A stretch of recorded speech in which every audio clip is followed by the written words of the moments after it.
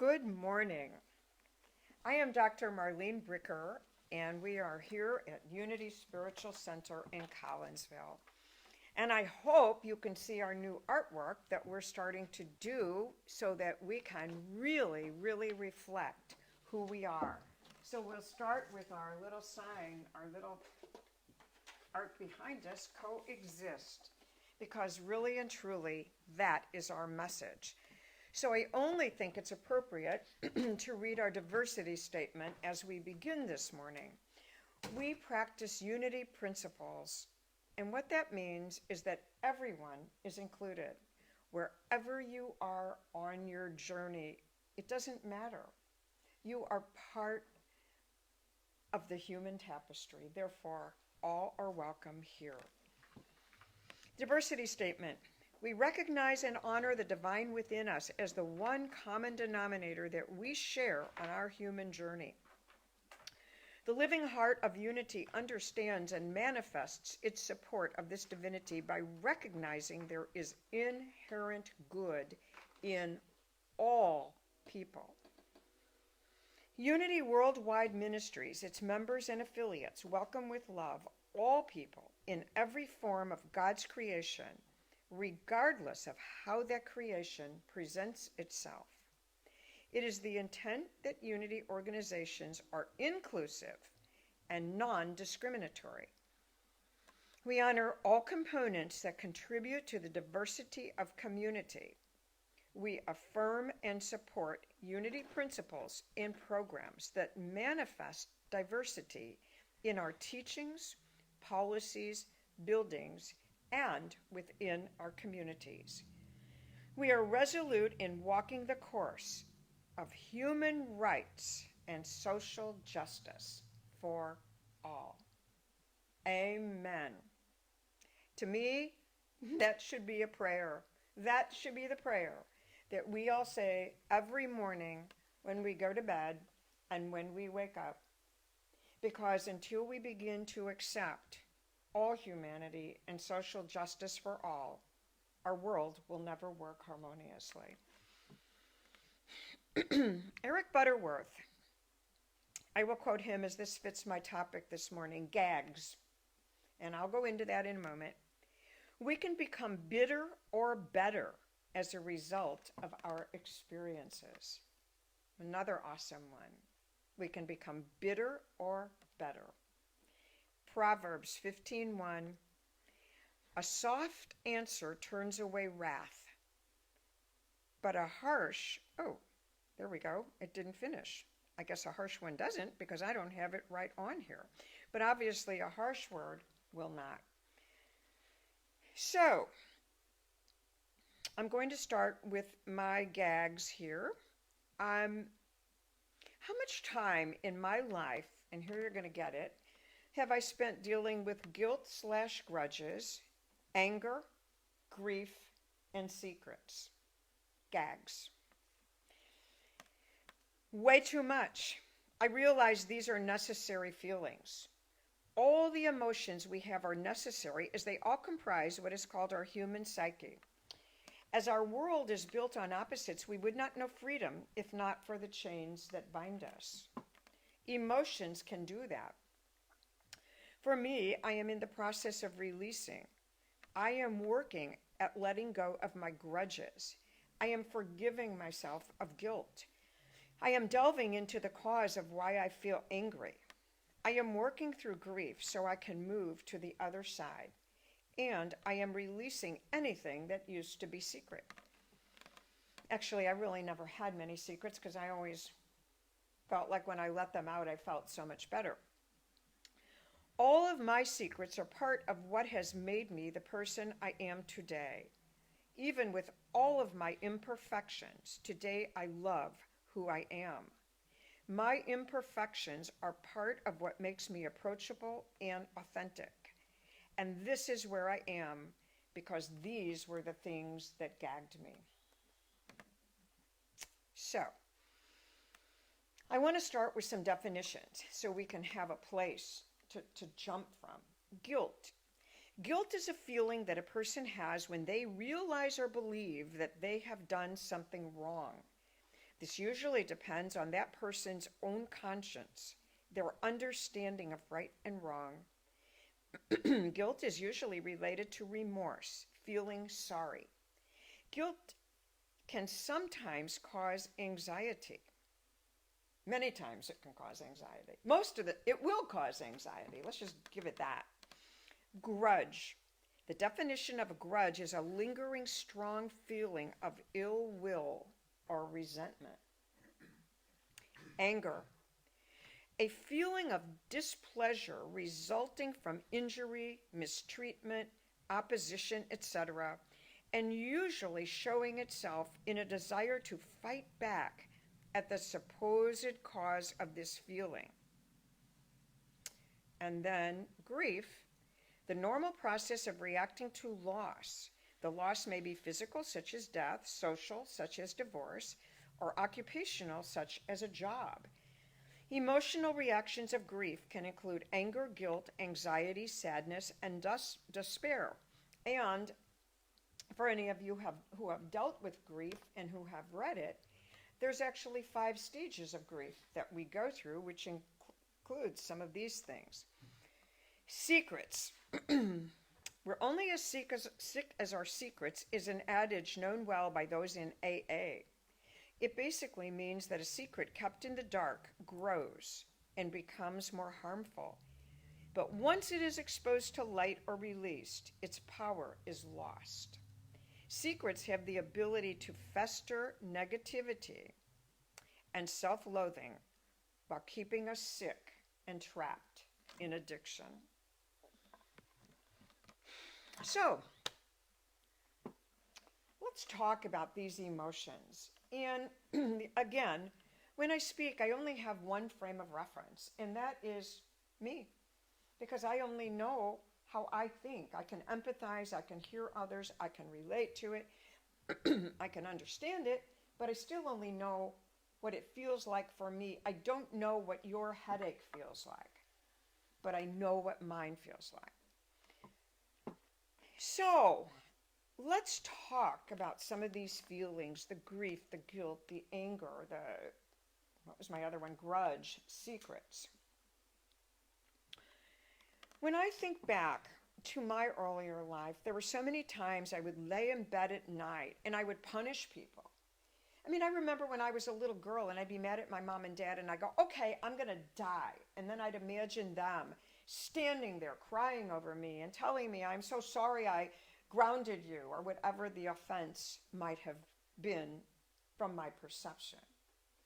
Or, how many times did I think about what I would say to this person who offended me, and if they did it again next time, what I was going to say, and I would practice and go through the whole thing, and I would carry this anger, and I would have to call up everyone and say, can you believe what Randy did to me?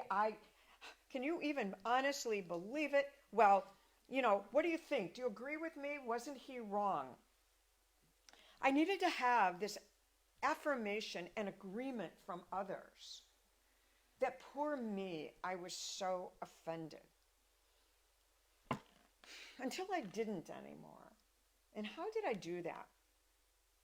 I think one day, after years and years and years of studying, of years and years of going to a counselor, and working some of these issues out, because as I see it, this gags, it's perfect. These emotions will gag you. They will literally make you sick because they poison your soul.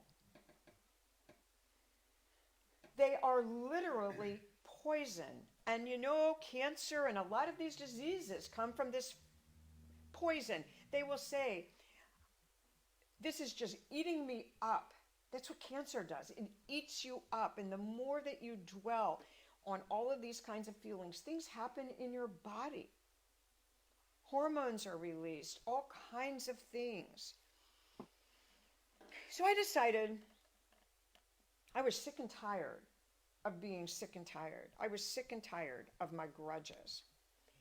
And I had a lot of them in my life because I really believe that we're put here to work through certain issues. I have my agenda. That's why I had the parents I have, the spouse I had, the children I have, the friends I have. And one thing I ask people to do is start looking in your life and look at the patterns of the relationships in your life, the friendships you have, the family members, etc. So we'll go back to my roots of origin.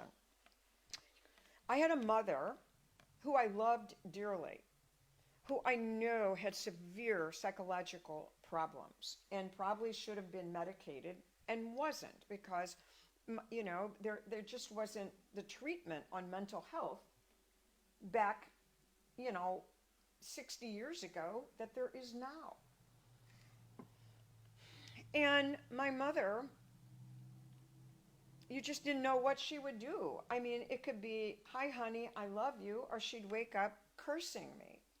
And I never knew what I did until after I grew up and through years of counseling, I realized it had nothing to do with what I did. It had just had to do with my poor mom had issues. So I got married, and there's a relative on my husband's side who had basically the same qualities as my mom. And it's been a very, very difficult time for over 50 years. And my husband has been in the middle of a lot of this because it's part of his family, and yet the person refuses to speak to me. And once, at one point, said, "I'm really jealous of you." Well, I realized there's nothing I can do to fight someone else's jealousy. Well, this person was now moving out of town. And what I realized is I was not included to go and say goodbye, which was extremely hurtful because I don't hold the grudge, but I didn't realize why it hurt so bad. And then I had this just huge awakening thanks to my middle son. He called me the other day and he said, "I realized how hurt you were, Mom, and I think I understand it. I know you don't like to have friction with people and you always like to somehow smooth it over, and it bothers you." And what I realized when I hung up from him, number one, I was so appreciative that we raised a son that had these kinds of qualities and that he understood so thoroughly. And I just called him this morning. I said, it came into my mind from my conversation with you. I know what the issue is. The issue is, for me, closure is essential. And when someone just stops talking to me or throws me out of their life and I don't really know the reason or can't fix it, it's very uncomfortable. And it was interesting because some of the family members would say, "Well, why would you want to go? You can't stand her." And I went, "No, you don't understand. I have no ill feelings towards her. I just feel sorry for her. I feel sad. And I would have liked to have said goodbye and wished her well." Well, the upshot was I had something I wanted to give to her and wanted it taken, and it was forgotten, was left at home. And then I decided I didn't want to give that. That's okay, forget it. I needed to work through it. And I yesterday went to the store and I bought a card for a new home that just wished the person well. I signed my name and I sent it. And that was closure for me. I have no investment. I will never hear anything. If I do, fine, but I won't. And that's okay. At least now I know that I ended something on the grounds that I wanted to end it. Now, for other people, closure isn't an issue, and you can just fix it in your own mind. But what I'm talking about is we have to identify what we need to do, for me personally, to get rid of the guilt, the grudge, the anger, the all of this stuff, the secrets that gag me. And it was like a big release. So how do these things affect us? Grief. Grief is a really, really difficult thing to go through. That is one of the major fears, fear of loss. I mean, that's one of the I think there's 6 or 5 or whatever things that people fear the most in their life, death, whatever, and death goes into this fear of loss. Oh my God, how can I live without this? I see this in the Weight Watchers that used to be my members. I saw it in myself. After years and years of struggling with sugar, I finally realized it was an addiction. But I could never say, I'm going to give up sugar because I panicked. How can I give up this thing? I adore it. I live for it. I crave it every day. I can't live without it. My life will be ruined. So I would stop eating sugar. And then after a while, I'd eat a little bit of it. And before I knew it, I was right back eating it all the time, just like I did before. Until one day, or actually one time, I really went on an eating plan where I was off of it for like 6 or 8 weeks. And then I continued, and now I really don't eat it unless it's in another food, or I might have a little bit of frozen yogurt once every month or 2 or whatever. But I eat it out, so it's controlled, and it works because I've been doing it now for like 11 years. And what I realized is I don't miss the sugar. It's fine. I'm good. I enjoy my life. I enjoy my food, and I do fine with it. But before I could, there was a grief in letting it go. So we know that this grief goes into jobs and friends and hurt. When a friendship is over, we grieve it. And we should, because that's how we heal. Anger. Think about anger. When someone's angry with you or you're angry with someone, all it is fear. How is anger fear? It's a fear of something that you love that is being threatened. How dare you say that to me? Oh my God, what if that person isn't going to be my friend anymore after this? Or if my boss is angry with me, what if my job isn't there anymore? I mean, we go through this all the time. So it's really important to identify the fear and also to look at that angry person, because this deflects it. The angrier that they are, the more in fear they are. And then I can look at them with a feeling of compassion rather than wanting to be angry back at them. We want to look at each piece of this.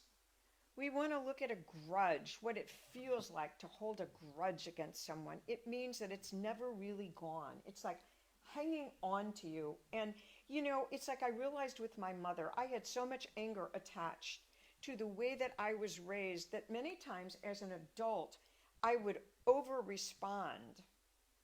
And it really didn't have anything to do with that happened right in the present. It was really the grudge from way back that never got resolved, because how was I going to resolve it? When somebody has mental issues, you can't always do that. And then secrets. Fortunately for me, I never really kept secrets because, I don't mean keep if somebody tells me something in confidence. I'm not talking those secrets. My own secrets. The things that I did, the mistakes that I made, I've shared them. There were some very personal things that I shared with my young children because, I thought, my God, if I died and they found out these things, they might hate me. I want them to know right now, what they were. And it worked out great. And I think that was a lesson for them in life, that you don't need to be ashamed ever of who you are. And it's funny, in counseling people, I've learned that, my God, everyone has the stories in their own closet. Everyone has stories in their family or something that happened that they're ashamed of or that they were ashamed of. But it's like once it comes out, that's why groups are so effective. That's why places like AA or Overeaters Anonymous or whatever anonymous you want it to be, or just group therapy. The reason it is so powerful is because I go, oh, you have the same issue I have. Wow, that feels good. When I talk to a group of people who struggle with weight, and I say, yeah, and I bet some of you took your food out of the sink when it dropped in. If it was my last piece of cake and it accidentally dropped in the sink, I pulled it back out and ate it because I wasn't going to let it go. Or if it dropped on the floor, and they'll all roll their eyes. Now, if I would say that to my husband, he wouldn't even get it. Because if I'd say to him, what do you think we're going to eat when we go on this trip? He'd go, I don't know what I'm going to eat. I guess I'll wait and see when I get there. For me, it was always a thing, either what I was going to eat or what I wasn't going to eat. It's always there because that's my particular addiction. So I guess how I want to wind this up is to say use this little acronym. One of the best ways to release issues like this is to write about them. Get a journal and just write your most inner feelings. And guys, you don't need to be ashamed of anything that you have ever experienced in your life. It is your life. And you know what? I believe so thoroughly in a higher power that I know if I shouldn't have done those things, number one, I can't change it because I've already done it. But if I shouldn't have done it, I know my higher power would have stepped in and stopped me. So I know that there was a lesson in it for me. Because if I didn't have these experiences with you, I'd have to share them from what I looked up on the internet, which isn't anywhere as powerful as sharing your own life story. And just remember that every time you share a life story with someone else, that you just might have saved them a lot of grief. So with that, I want to end with my poem, and then I will do a short meditation, and Rod will do the daily word and the quote today because Tony and Bob are sick. So we all wish them good wishes. We love you, Tony and Bob. Gags. In our lives, we have guilt, anger, grief, and grudge. These things are upsetting. They smudge our beautiful canvas, the one we are here to create, causing us discomfort, at times hate. All these feelings do is cause stress, making our joy less and less. These are feelings we need to feel in order for our soul to heal. However, they need to dissipate quickly, and when kept inside, they make us sickly. Gather up all your gags, place them in paper bags, and throw them in the fire. Watch them rise higher and higher. Now you have cleared your inner space, creating room for love and grace. And now I ask you to just get comfortable and take a deep breath and relax and move into that inner space, that delightful, warm, sunshiny place. That place where you feel all is well, everything is perfection. There is no illness, no anger, no guilt, no secrets, only joy and love, peace and grace. And you are filled with that spirit of the God of your understanding. You can feel it fill each pore of your body. You can feel it expanding your heart space, creating more room for love and joy. As you can see the little sparks of anger and hurt and fear just simply floating away, becoming ashes in the wind. And as you release, any of this hurt and pain, you begin to feel lighter, more open, free, loving, and willing to take the next step. And it is good, and it fills you with love. So I ask that you keep these feelings, keep them close to your heart, so that every time you begin to feel some of these gags words, you're able to quickly turn it around so that you can dwell in the house of the God of your choice eternally. And now I ask that you become aware, not notice before.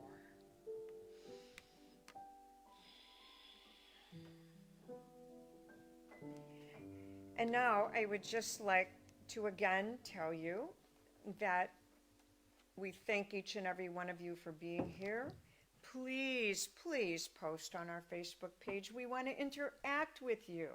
We miss not seeing who you are and what you got out of our service and things that you'd like to hear and see. Also, our wonderful, wonderful Heather has just gotten us a YouTube page. So we would love for you to go on and fill it out so you can follow us on YouTube also. And please, please share this with friends, with family members. We need these uplifting messages. It's up to us to make this world whole and complete and loving. Again, please remember that we operate solely on love offerings and donations from the wonderful people like you. It's on our Facebook page and on our website. So with that, I am going to turn it over to Rod today, who's going to do the daily word. He's going to be Bob and Tony rolled into one. Thank you, Dr. Marlene.